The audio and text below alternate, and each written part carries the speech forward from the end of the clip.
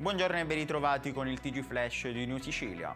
Incidente mortale lungo la strada statale 626 all'incrocio per Butera.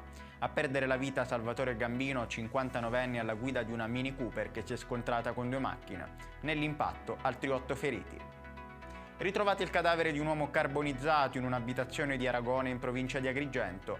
Si tratta del 54enne Bruno Leonardo che si sarebbe addormentato lasciando una sigaretta accesa e scatenando un incendio. Appena 5 minuti di pioggia hanno causato l'esplosione della fognatura al villaggio Mosè con conseguente versamento dei liquami in mare.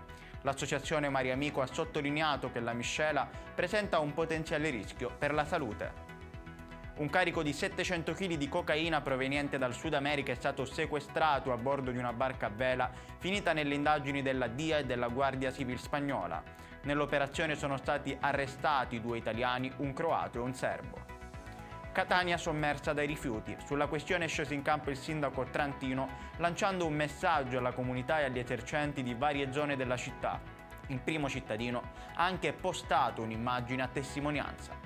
Ed è tutto per questa edizione, il prossimo appuntamento sarà questa sera alle 19:30.